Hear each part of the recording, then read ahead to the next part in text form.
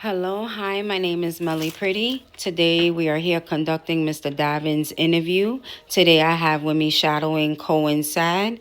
Okay, Mr. Davin, the first thing we're going to go ahead and do is make sure you have all your macros. So if you can just throw up all the macros from the beginning to the end for me. All right, understood.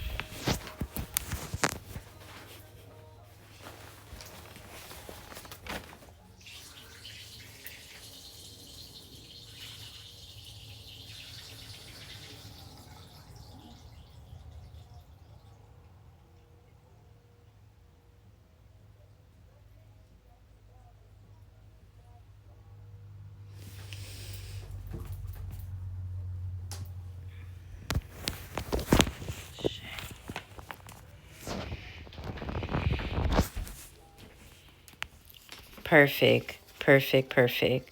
All right, I'm going to go over now your HP rules. Okay, rule number one, do not resuscitate patients on any street surrounding the hospital, PvP, Blue Territory events, or Army base. Do not serve patients who have their weapons drawn. Do not stand cell on the main lobby floor. Do not go AFK while on duty because it is a 3-day ban, demotion, and all funds returned. Only 2 rank members may be at each desk in rank order: brown, maroon, blue, white, then your last is green. Up to 3 may line down the hall, also in rank order. If your medication wait time is over 5 minutes, go on emergency calls or med deliveries. If the wait is under 5 minutes, wait in the cafeteria. Do not use the front door, only rank 6, 7. Rank 6 may enter through the front door, and rank 7 may use the front parking lot. Whatever you do, do not spawn the bus. You must have a DCP or a CP's permission. Radio checks are mandatory, so once you see the radio checks go in the chat, you will always hit that with a 10-4 copy. Did you have any questions on your HP rules? Wow, only two things specifically. The first thing, in terms of being attacked, do we just try to run, or can we defend ourselves? Uh, like being attacked where? Like when you out of HP? Yes. Now if you're out of HP and you're say if you're getting in your car or somebody steps to you and they're using their firearms, you have a right to go ahead and use your taser. Now that's only when you're in your white scrubs that you will go ahead and have a taser so you can defend yourself. You will only use that taser one time, so you will shoot them one time with the taser and leave. So get back in that vehicle and then you will go. There's no looking back. So that's pretty much how you will kind of defend yourself. But that's when you get your taser and that's when you get into your white scrubs. Okay, understood. The second thing I'd like to ask is actually in terms of how should I put it? Actually, I'm not sure how to ask that one. You know what? I'll skip it for now. I can always ask again. You sure can. Okay, so I'm going to go ahead and read over your MD rules. So MD rule number 1, refusal to provide medical assistance, refusal to give medicine to civilians or resuscitate a person without a justified RP reason, provided there is no threat to the medic's life, turf war, active shootout, standoff, punishment 1 reprimand. Firearm usage. Use of firearms by medical staff is strictly prohibited. Punishment equals dismissal from the fraction. MD3, adheres to project rules. Medical fraction members must follow all established project rules. Punishment equals from 1 warning to 1 reprimand. MD4, use of official vehicles for personal activities. Personal use of official medical vehicles is prohibited. Punishment equals 1 warning. Issuing medical certificates outside the hospital setting is forbidden. Punishment 1 warning. Medical actions during dangerous situations, selling medical pills or resuscitating players during life threatening situations, such as fireflies and other active threats, including the individual being treated, is prohibited. Punishment equals one warning. Gang association and criminal activity intentionally associating with gangs, committing major crimes, theft, vandalism, murder, or affiliating with fractions during events is prohibited. Punishment equals dismissal from the fraction. Disrespectful conduct towards colleagues and civilians, disrespectful behavior towards any individual is prohibited. Punishment equals one warning or dismissal based on fractions leadership's decision. So basically, on your higher ups' decisions. MD9, non-compliances with orders, failing to follow orders or observe rank-based subordination, punishment equals one reprimand. MD10, use of personal vehicles for EMS work, using personal vehicles for EMS related tasks is not allowed. Punishment equals one warning. MD11, proper role play conduct. Medical personnel must role play their duties appropriately, including interactions, dialogue, announcing assistance, and checking surroundings during emergency. Punishment equals one warning. MD12, improper use of tasers, attacking civilians with a taser weapon or physical force without a RP reason. Punishment equals dismissal from the fractions. Now, did you have any questions on your MD rules? No, none. All right, RP rules.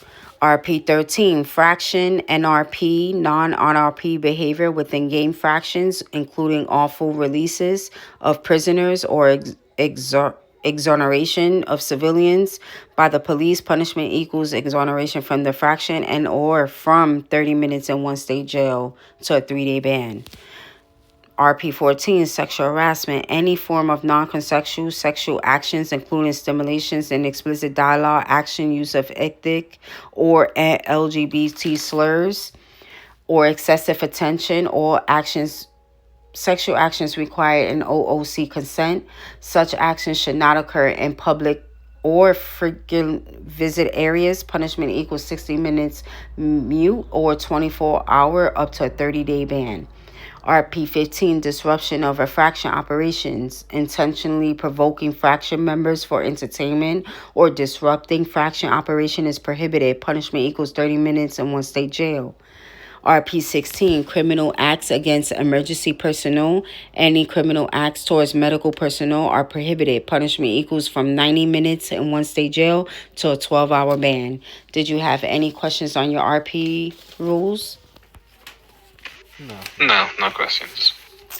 All right, Mr. Davin, I'm going to go ahead and ask you about 10 questions.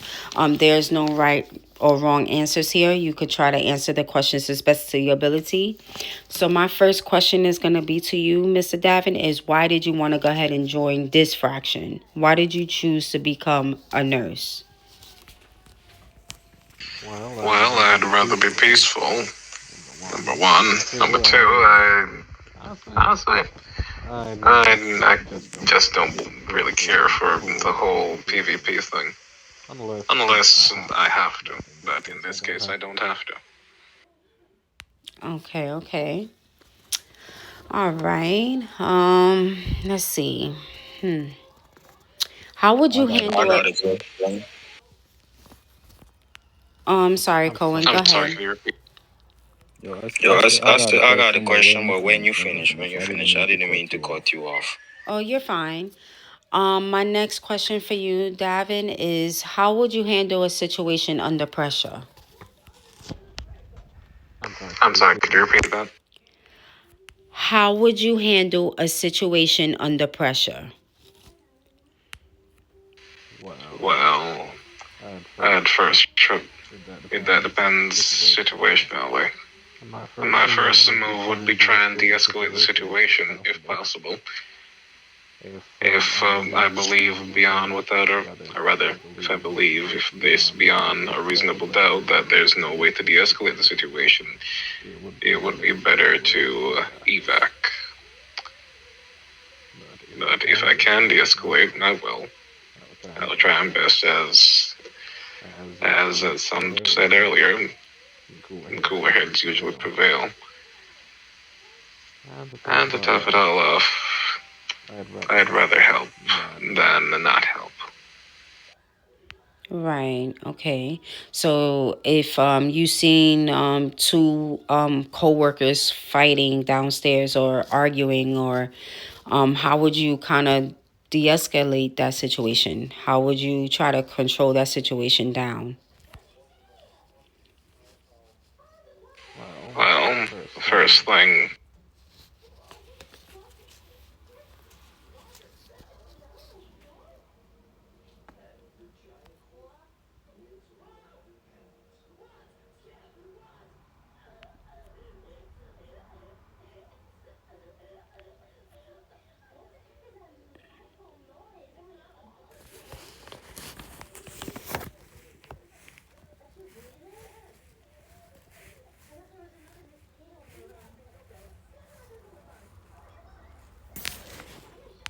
Oh man, he. Bro, I swear it was me alone. I couldn't hear you. I couldn't hear you neither. Me neither. Oh no. I hope he comes back.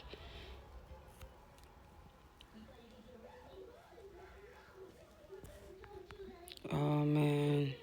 I swear my game was lagging. That's why I said, I need to run and go downstairs and come back. See if I hear my footsteps. Right. Oh man. Up. There you go. sorry about that. Just had my Wi-Fi turned on and to connect me to the neighbor. I was there earlier today. Okay. I couldn't hear what you said. When I asked how would you kind of like de-escalate the situation if you saw two members of two employees going at it, how would you kind of go about that? How would you handle that situation? Well, the very first thing, at least if I'm approaching this from a subjective standpoint, I'm assuming you just mean they're arguing in general and not about something personal or specific. Uh, if that's the case, then I would approach it at first grabbing their attention. Because if no one's paying attention, or rather, if at least one party isn't paying attention, then if you grab one of their attention, the other one will get drawn right back. So first I grab their attention, then I hear what the problem is. If it's something that can be resolved, then we sort out until we can find a resolution. I'm sorry. And if it can't be resolved, then we found there's a compromise. Then the best course of action would simply be to separate. Right, right. If you still feel like you can't like, fix that situation or de-escalate that situation, you definitely want to go ahead and try to get a higher up, somebody that's higher than you, that can go ahead and help you de-escalate that situation. And also try to always make sure that your body cam is on. And when I say body cam, I mean like your screen record. You want to make sure that that's on at all times, so you can go ahead and make sure you're covering yourself, and you're showing your higher ups that this is the situation that occurred. All right then, understood. All right, my next question to you is going to be, what are two mistakes you've made since being in this fraction, and how have you learned from them? If you made any. Well, the first mistake I believe I made was when I was on a CPR run. I went on call. It brought me over by the pier, and there was an active firefight, but they seemed to finish in about a minute. That was where the call led me. I went in while opposite members of the gangs were still there. It was in neutral territory. And I revived the down person that was there because they had the red circle. I thought it was safe. It wasn't. That was the first mistake. What I've learned from that is firstly check to see if the whoever they were fighting with, if they are also downed, or if they're gone. If not, then it's not safe to pick them back up, or else I might just get shot at myself. That's the first mistake. The second mistake I made, which in all honesty I just didn't know at the time, was the first time I actually got the green scrubs right after completing the basic training, and I just gave someone meds on the floor. But as I said, at the moment I didn't know. It was later in the day that you guys called the 5 o'clock meeting, and there I got the rules. Okay. Yes, yes. So, whenever that happens, whenever you're going on your CPR runs, you always want to remember that you want to remember where the places you can't pick up and where you can pick up. So, you want to make sure you try to stay away from them gang areas, which is turf areas. So anything that has like the blue marking on the map, those are the ones you want to stay away from. Your army bases, you want to make sure you stay away from those. And you remember you cannot pick anyone up around HP because we're not allowed to. Now, if you see that it's an active gang shootout, don't even bother, just flee, just leave the scene because it's not safe. If it's a couple of members that's there and you're asking, hey, is it okay if I bring revive him, give him CPR? If they tell you yeah, it's okay, then you can do so. But if they tell you no, then don't do it. Just get out of there as fast as you can. Alright, then in that case, I do have a question about that. If they tell me yes, but they say it in a way that is basically implying that they mean no, or rather they say yes, but they give the alternative, of course, that if I revive him, something might happen. Is that the okay to go? I think leave and not to revive him. Yeah, if you feel like it's unsafe, if you don't feel comfortable, if you feel like if they're gonna be funny or they trying to be funny, then leave. I would leave. I wouldn't stay. Alright then, just making sure. All right. My next question is gonna be to you is what days can we spawn the bus? Nowadays, well, unless you have permission from, I believe, the chief physician or deputy chief physician, if I'm thinking right. Unless they give you permission, otherwise you can't spawn the bus at all. That is correct. Always want to make sure you have your CP physician and DCP physician. They the only ones that'll give you that permission, but they don't give it to us. So usually they take those buses out for when they want to take all of us on CPR runs, or if they want to take us up on a trip. That's when you'll get to ride that bus. Um, I got a my question. Okay, go ahead, Cohen. So if you were in a situation, right? Someone called you on the scene and you arrive, and say the person who called you is a normal civilian, and the police at the scene too, and a doctor at the scene all the day on the floor. Who would you pick up first, the person who called you, or the police or the doctor?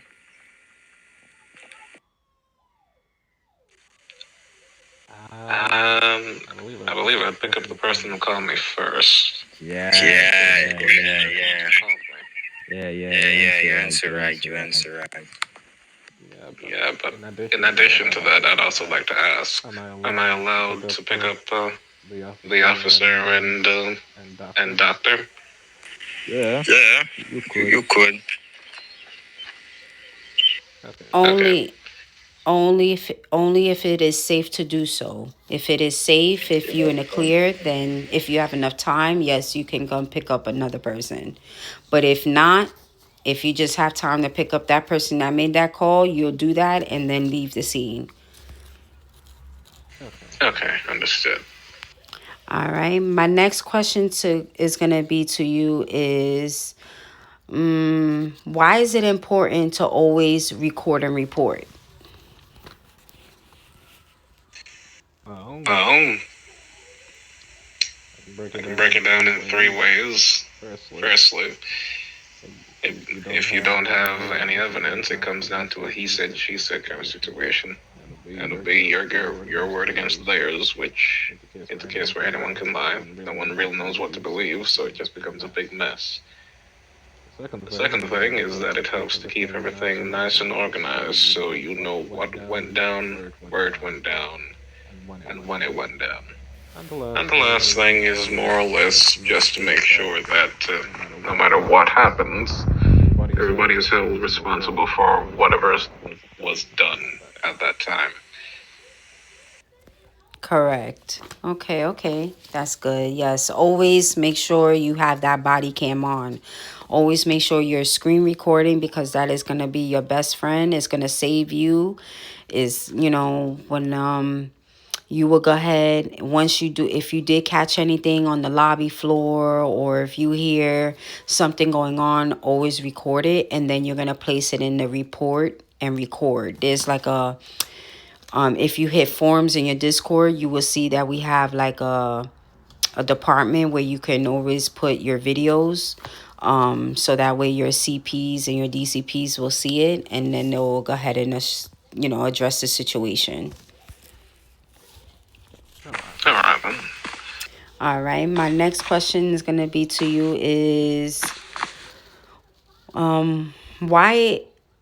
what are the importance of following the chain of command? Like, why is it important to follow the chain of command? And when I say chain of command, I'm meaning like your rank leaders. Like, okay, you're a green scrub, so you're a rank 0. I'm a purple dress. I'm a rank 6. Then you got your DCPs, which is rank 8s. And then you got your CP, which is a rank 9. Then you got rank 7s. So it goes from 0, 1, 2, 3, 4, 5, 6, 7, 8, and 9. Those are your high commanders. Why is it important to go ahead and follow that chain? With that sort of chain, it ensures that number one, leaders aren't undermined. Number two, no matter what, someone with more experience and more know-how on the situation is able to make a call, which would more than likely be the right call. And number three, well, it's more or less respect. Correct. Okay, I like those answers. Okay. All right. My next question and last question is going to be, how many people can be to a desk and how many people can be down to the hall? It would be two to a desk. So if we're thinking the front desks, that would be 2 to each desk, meaning 4. And then down the hall, I believe 3 lining the hall. Yes, that's correct. So 2 to a desk and 3 down the hall, and always in rank order. So it'll go from brown, it'll go from brown, maroon, then it'll be your blue, white, and last is your green. That's your rank order right there. But yeah, you're right. Okay, Davin, I mean, does anybody else have any question? Hey, Zelman, did you have a question for Mr. Davin? Yes. Who's your favorite DCP? At the moment, I really can't say because I haven't met everyone personally. Okay, that's all I gotta ask. All right, Hoping I'd so. say you. All right, Davin. So that will conduct your interview for today. Congratulations.